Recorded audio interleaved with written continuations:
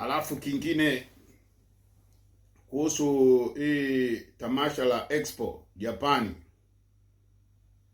mwezi wa 10 linafungwa. Kwa hiyo saa hizi mwezi wa 7 na wa 8 inatakiwa mmeshaanza kutengeneza visa.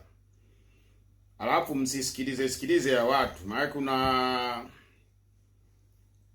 kuna voice nimeipata, kuna jamaa yuko Japani huko anapiga mikwala nyewe mnaoenda, yaani wale sijana miezi 8 nasikia anapiga mikwala eti hao mnaoenda Japani msiombe si ukimbizi, yaani kama anawatisha watu. Ukifika huko simuelezee Mtanzania yoyote aliyoko nyumbani kwamba wewe umeendaje. Voice yake inavyosema, yaani wewe ukikanyage Japani usimtonye kabisa wa nyumbani, muache naye ahangaike kivyake. Jamaa huyo ndo anasambaza ujumbe kule Japani. Msiseme kuhusu ukimbizi mkisema mtakuja mkamatwe wote. Sasa mimi nawaambieni wote mliopo hata popote pale duniani ambao nyie ni wakimbizi, mkiwaona wale watu wenye roho mbaya kama hao wanaropoka, waambieni tu kwa kifupi. Kuna Watanzania wengine yani wanaumia roho wakisikia kama sisi kwenye peji yetu hapa kwamba fulani kaenda Japani. Yeye ambaye yuko kule siku nyingi anaumia roho, eti anaanza kusema tukiwa wengi mwisho tutarudishwa. Utazani nchi ni yake, eti tukiwa wengi mwisho tutarudishwa. Sasa kwa taarifa yenu, kila nchi duniani, kila mtu duniani, kila nchi anatangaza mtu nchi yake. Huo ukimbizi, nendeni YouTube. Kama ni Japani, utakuta kule Kijapani kinaelezea ukimbizi ukoje nyumbani kwao. Ingieni Google. Weka tu Google hapo. Ukiandika tu Google hapa hivi, inakuletea kila kitu.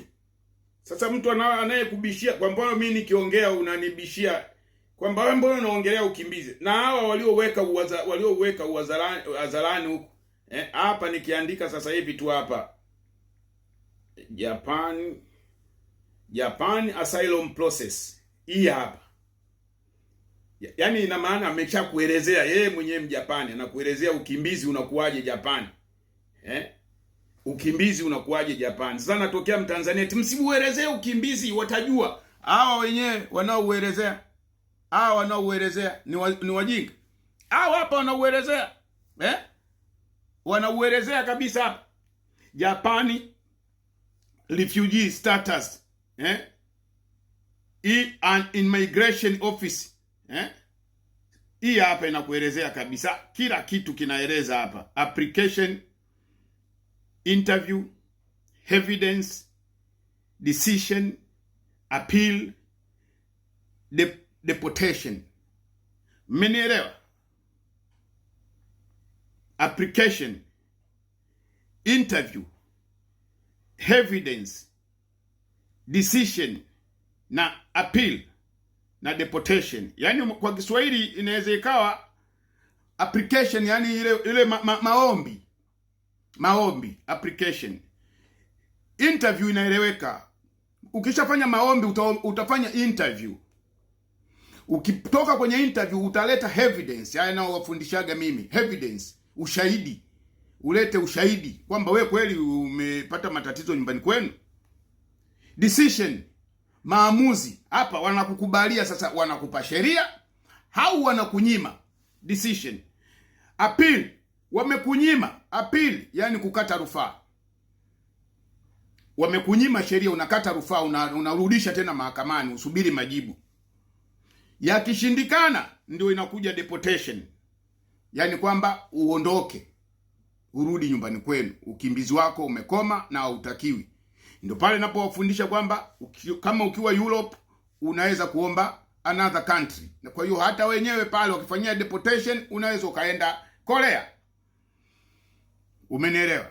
Na sasa kuna njia zingine za panya. Unaweza ukaamua kukaa usizurure ili usikamatwe, ili upate mchumba, ili upate mtoto.